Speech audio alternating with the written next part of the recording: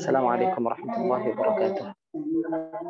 Alhamdulillahi rabbil alamin wassalatu wassalamu ala asyrafil anbiya'i wal mursalin sayyidina wa maulana Muhammadin wa ala alihi wa ashabihi wa man tabi'ahum bi ihsan ila yaumiddin wa ba'd. Allahumma inna nas'aluka 'ilman nafi'an wa rizqan thayyiban wa 'amalan mutaqabbalan.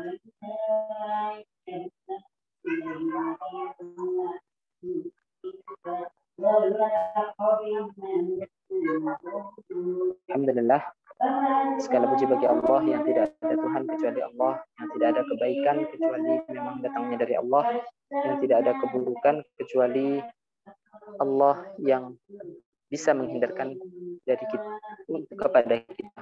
Salawat serta salam mudah-mudahan tetap terhaturkan kepada guru kita Nabi Muhammad sallallahu alaihi wa alihi wasallam. Kita mulai majelis kita dengan bacaan Fatihah dengan harapan Allah memberikan kebaikan-kebaikan kepada kita, dengan harapan Allah mengampuni dosa-dosa kita, dengan harapan Allah memperbaiki kualitas hidup kita sehingga semakin hari kita menjadi semakin lebih baik lagi dari sebelumnya. A'udzubillahi minasyaitonir rajim. Bismillahirrahmanirrahim. Alhamdulillahirabbil alamin. Arrahmanirrahim. Maliki yaumiddin. Iyyaka na'budu wa iyyaka nasta'in. Ihdinas siratal mustaqim. Shiratal ladzina an'amta 'alaihim ghairil maghdubi 'alaihim waladdallin. Amin. Bismillahirrahmanirrahim. Kita lanjutkan pembahasan kita kemarin, yang mana kemarin sampai pada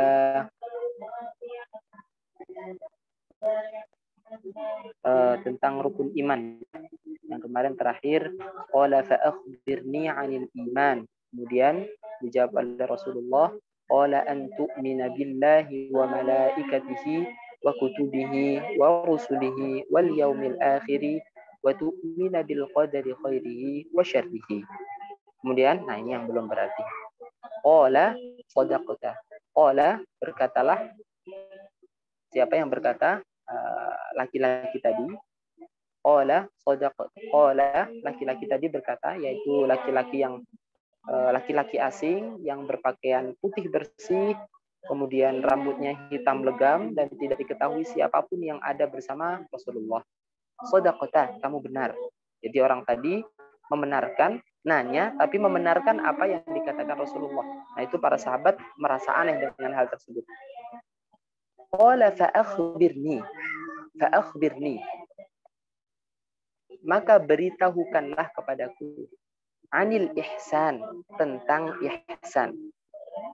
Tentang ihsan. Apa itu ihsan? Ihsan itu secara umum, kalau nanti akan diterangkan di belakangnya, tapi ihsan sendiri diartikan para ulama menjadi ikhlas atau itqan terhadap beramal. Nanti akan diterangkan di belakang.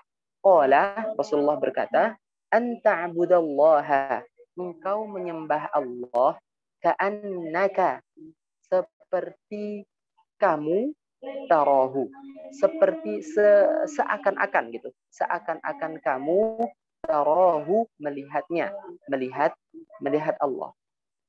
Jadi diterangkan di sini, apakah ihsan itu? Ihsan itu ikhlas, gitu, atau mutqin terhadap melakukan sesuatu, itqan terhadap melakukan sesuatu. Untuk memudahkan mungkin kalau kita pernah mendengar misalkan, hafalannya mutqin sekali kayak gitu ya. Nah, itu hafalannya mutqin sekali, atau ikhlas itu jelas sekali. Jadi ditanyakan, orang laki-laki bertanya kepada Rasulullah, apakah ihsan itu? Kemudian dijawab sama Rasulullah, anta abudallaha ka'annaka tarahu. Jadi bayangkan gini, ihsan adalah beribadah kepada Allah dengan ikhlas seakan-akan kita berhadapan dengan Allah. Jadi bayangkan kalau misalkan seorang anak buah bekerja di suatu perusahaan, bosnya tuh benar-benar berada di hadapannya. Jadi ihsan itu beribadah kepada Allah seakan-akan Allah itu berhadapan-hadapan dengan dia. Seperti itu. Jadi ikhlas itu seperti itu. Dan kenapa diartikan itqan juga? Diartikan itqan juga itu Rasulullah pernah bilang seperti ini. Innallaha ahabba qauman idza 'amila 'amalan atqanahu. Allah itu senang kepada hamba yang ketika dia beramal, dia itu itqan terhadapnya. Orang itu kalau misalkan dalam hubungan dengan hafalan Al-Quran misalnya, orang itu mungkin sekali hafalannya. lancar banget, nggak salah-salah, dan seterusnya. Pokoknya dia itu benar-benar serius terhadap apa yang dilakukannya, dan benar-benar sempurna. Bukan sempurna dalam artian sempurna tidak salah sama sekali ya.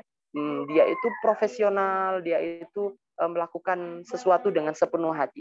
Dan Allah itu senang ketika kita, siapapun kita, apapun profesi kita, ketika kita mengerjakan apapun yang kita lakukan itu dengan sepenuh hati. Allah itu senang dengan yang semacam itu. Misalnya kita seorang guru, berarti kita benar-benar melakukan sesuatu yang kita lakukan benar-benar profesional, benar-benar sepenuh hati dalam mengerjakannya. Bukan hanya dalam hal-hal agama. Allah itu senang. Berarti yang tadi disampaikan, innallaha, sesungguhnya Allah, ahabba qauman, senang terhadap suatu kaum, idza amila amalan, ketika melakukan sesuatu, apapun itu, pekerjaannya apa, misalnya kita kerja di kantor, ataupun apapun itu, atqanahu, dia itu benar-benar mutqin terhadap apa yang dia lakukan. Seperti halnya dalam beribadah juga seperti itu. Allah senang ketika seseorang itu beribadah dengan benar-benar sepenuh hati, benar-benar khusyuk, tidak setengah-setengah, tidak hanya melaksanakan ritual saja. Berarti kalau kita sholat, Allah senang kalau kita benar-benar mutqin terhadap sholat kita. Kita benar-benar ihsan terhadap sholat kita. Bukan hanya yang penting selesai sholatnya. Yang penting menggugurkan kewajiban. Iya, memang benar. Batas minimalnya adalah gugur kewajiban. Yang penting gugur kewajiban itu batas minimal. Tapi Allah, kalau kita pengen naik lagi tingkatan, Allah senang terhadap orang yang benar-benar mutqin terhadap apa yang dia lakukan.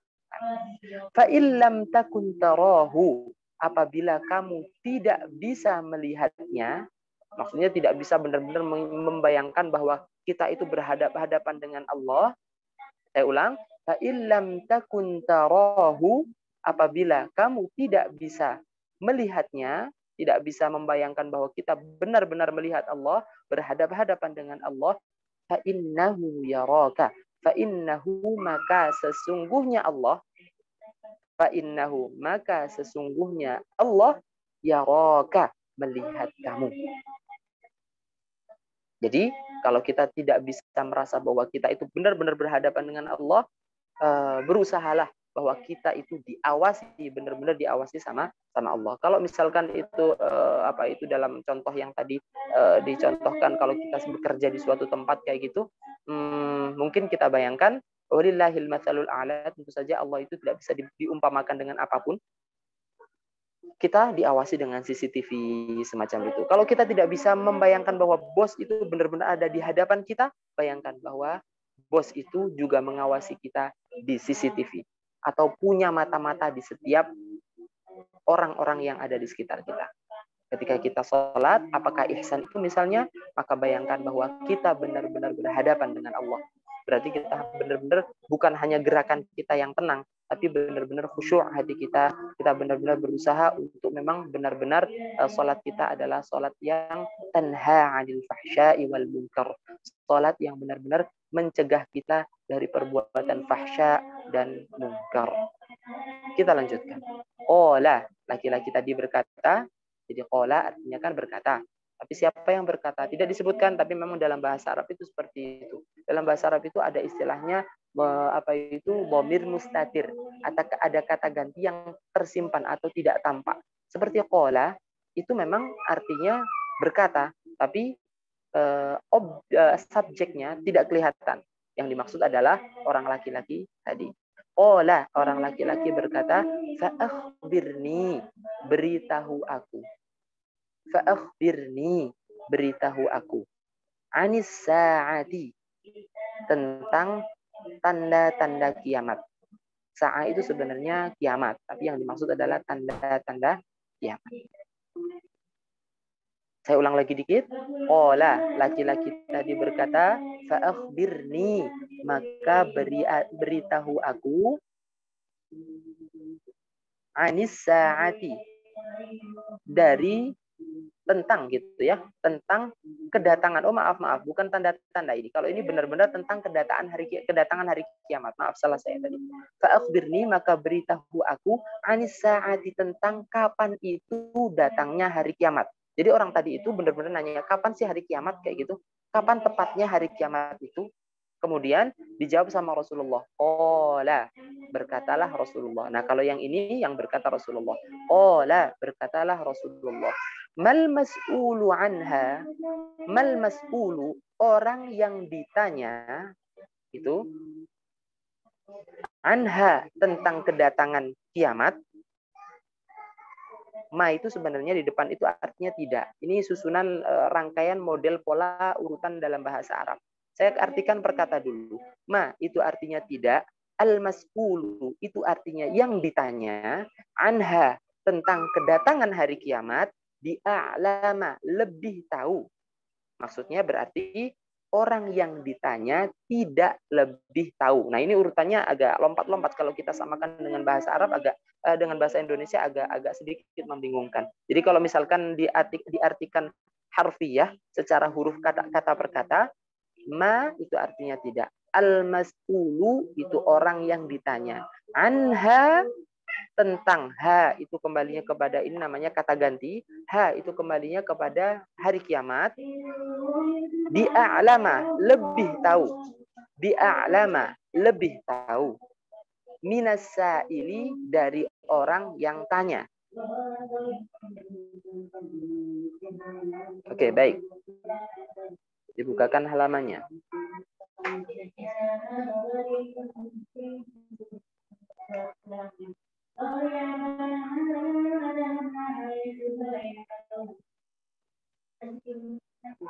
Halaman selanjutnya.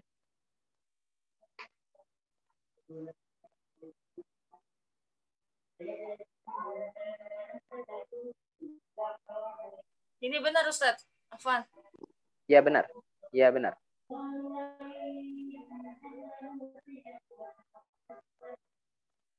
Oke, yang ini berarti mal mas'ulu anha bi'a'lamahu. Saya ulang lagi.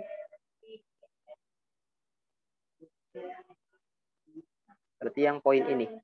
Mal mas'ulu anha bi'a'lama minas sa'il. Saya artikan kata per kata dulu. Nanti kalau diurutin dalam bahasa Indonesia memang agak nggak enak. Tapi ini nanti akan diterjemahkan secara umum dan diterjemahkan secara harfiah.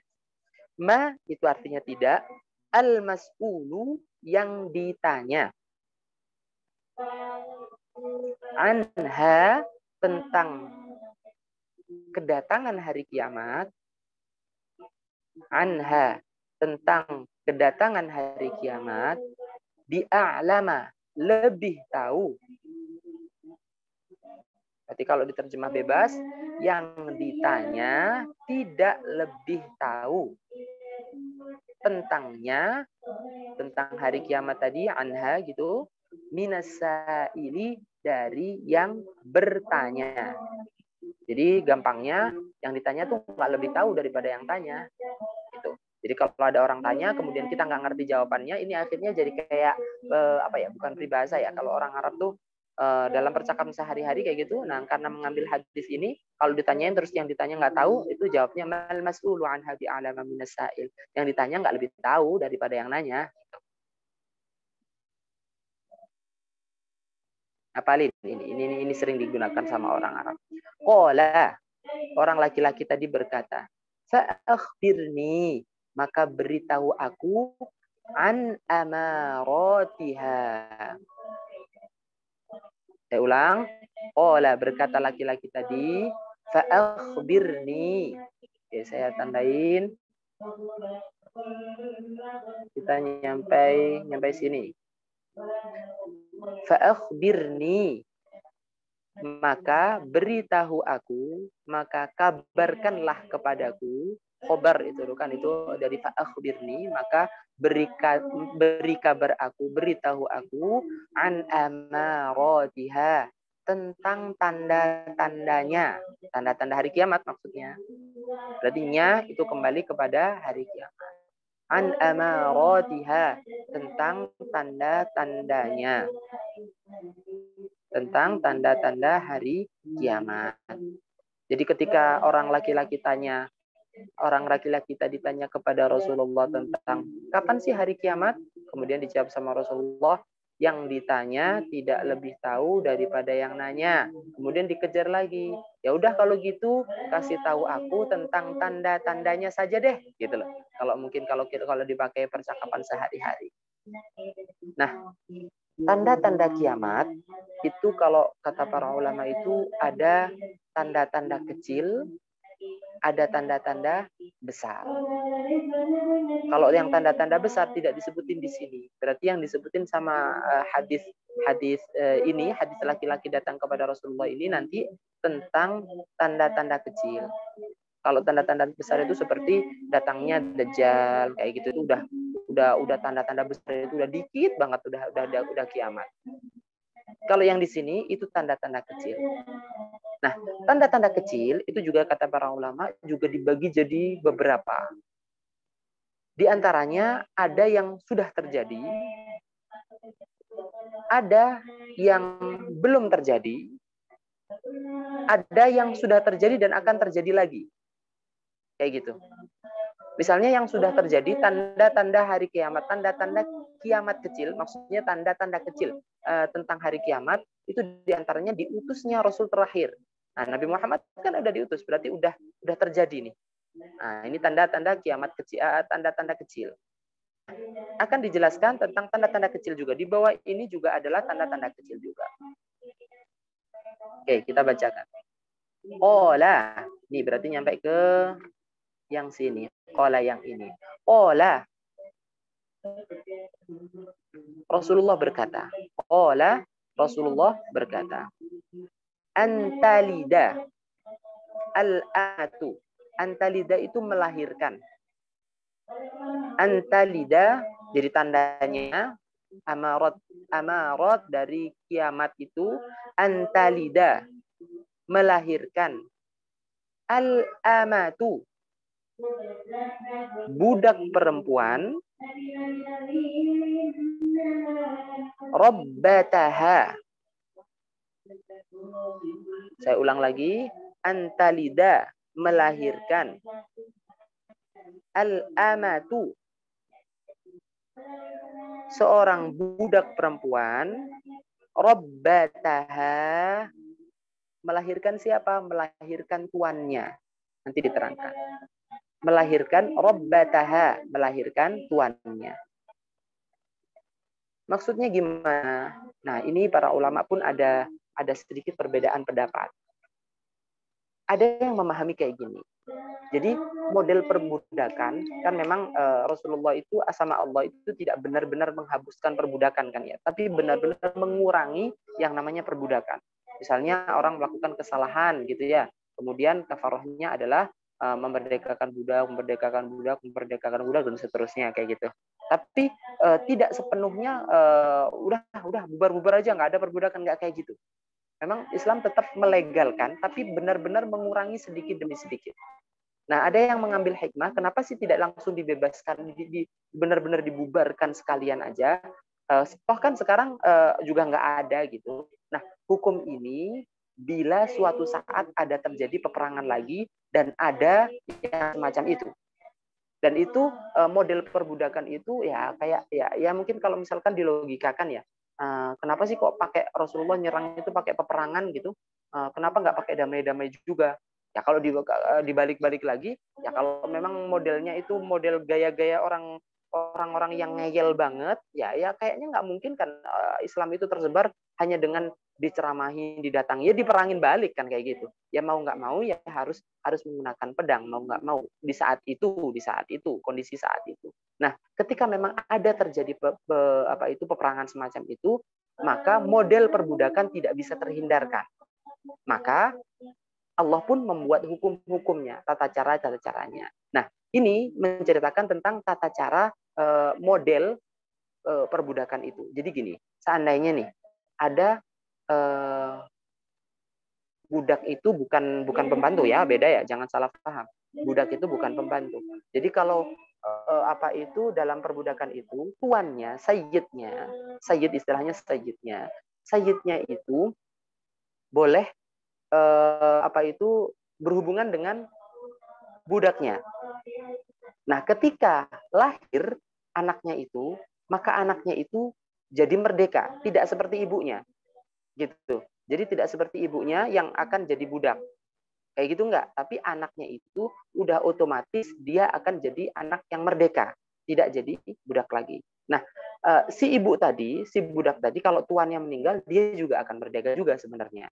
Kayak gitu. Jadi ketemunya seperti itu. Nah, ini juga seperti itu.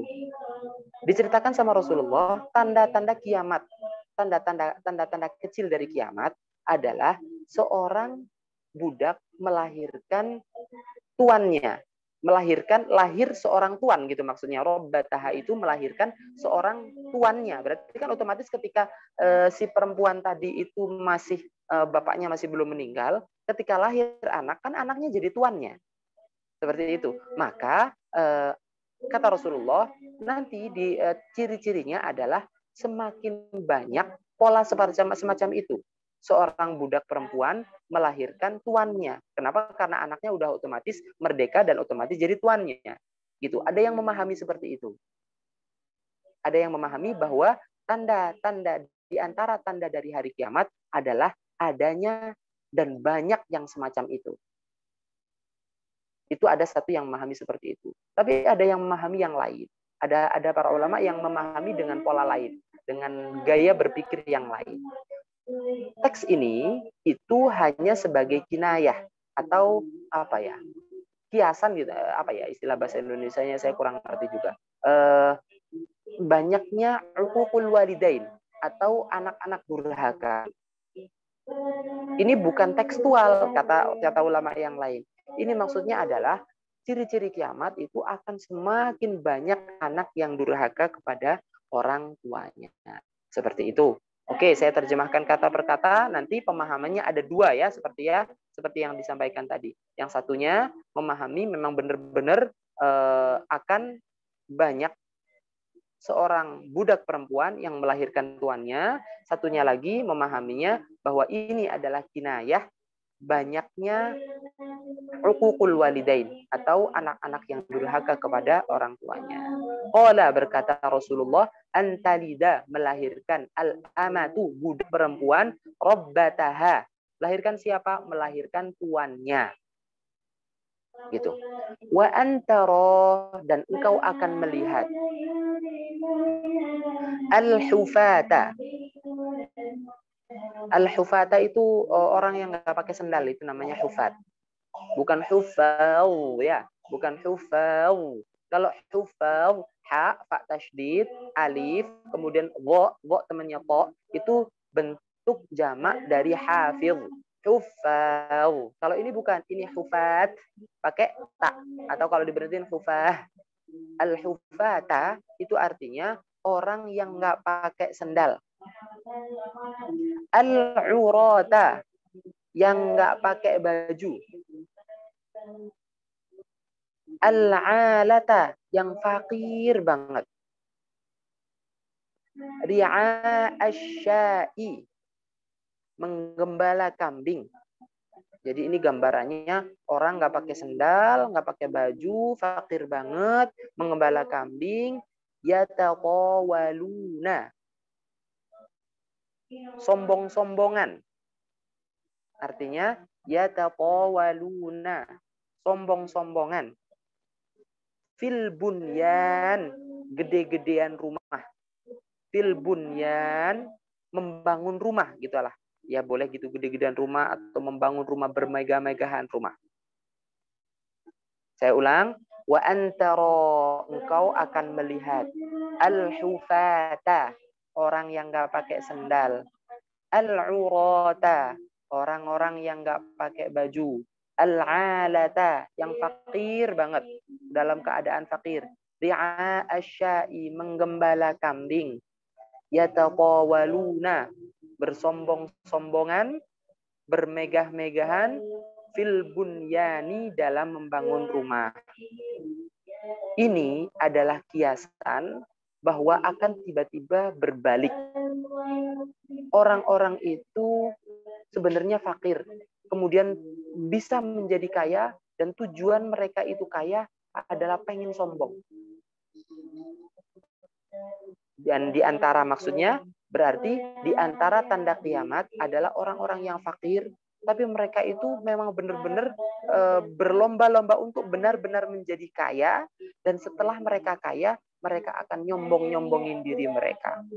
Ya, itu kurang lebih ya mungkin sekarang ya cukup ada ya yang alamat-alamat semacam ini, tanda-tanda semacam ini, bahwa ada orang yang sebenarnya kurang mampu, kemudian mereka itu benar-benar berusaha untuk benar-benar kerja keras, dan tujuannya bukan karena memang memenuhi kebutuhannya untuk ibadah, bukan untuk itu, tapi untuk bermegah-megahan, berbangga-banggahan, bersombong-sombongan.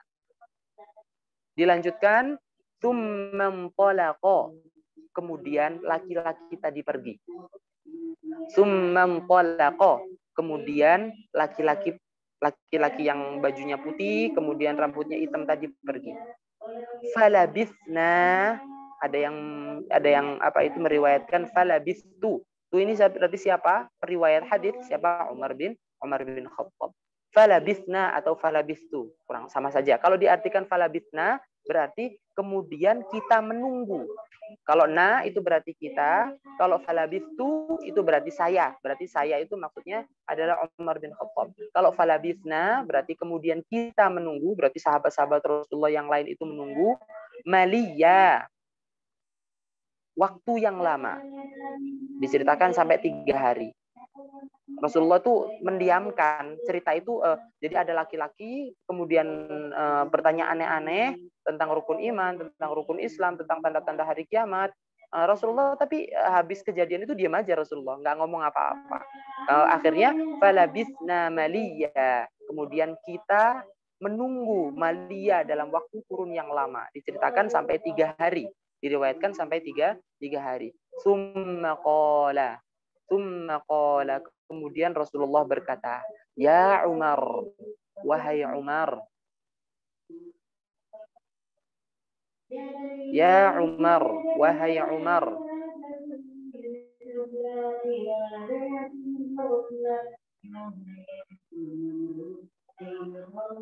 Maaf, saya hapus dulu. Ya Umar, wahai Umar, atadri, apakah kamu tahu? Atadri, a itu artinya apakah. Hal itu juga apakah, tapi a itu juga namanya hamzah istifham atau hamzah untuk bertanya, yang digunakan untuk bertanya. Atadri, aslinya a sama tadri. Atadri, apakah kamu tahu? Manisail, siapa yang tanya, yang kemarin itu tanya. Man, siapa? Asailu, yang bertanya, orang yang bertanya. Qultu, aku berkata. Qultu, aku berkata. Allahu, Allah, wa rasuluhu, dan rasulnya, a'lamu, lebih tahu. Allahu wa rasuluhu a'lamu, a'lamu, lebih tahu. Qala, kemudian Rasulullah berkata, fa innahu Jibril, fa innahu, maka sesungguhnya dia, Jibrilu, adalah malaikat Jibril. Dan ini berarti ini apa itu hadis yang disaksikan oleh orang banyak. Orang tiba-tiba datang kayak gitu, orang aneh tiba-tiba datang kemudian nanya-nanya aneh-aneh. Jibrilu adalah malaikat Jibril. Atakum, datang kepada kalian semua. Atakum, datang kepada kalian semua. Yu'allimukum, mengajarkan kepada kalian. Yu'allimukum, mengajarkan kepada kalian. Dinakum, agama kalian. Din, agama. Dinakum, agama kalian. Rawahu Muslim. Rawa, meriwayatkan, hu, terhadap hadis, Muslimun, Imam Muslim. Raqam 8. Raqam itu nomor 8. Jadi hadis ini diriwayatkan oleh Imam Muslim yang nomor 8. Wassallallahu ala nabiyyina Muhammad wa ala alihi wa sahbihi wasallam.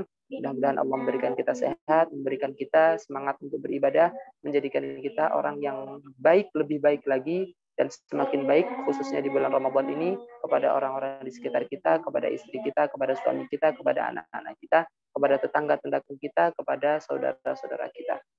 Subhanakallahumma bihamdika asyhadu an la ilaha illa anta astaghfiruka wa atubu ilaik. Assalamualaikum warahmatullahi wabarakatuh.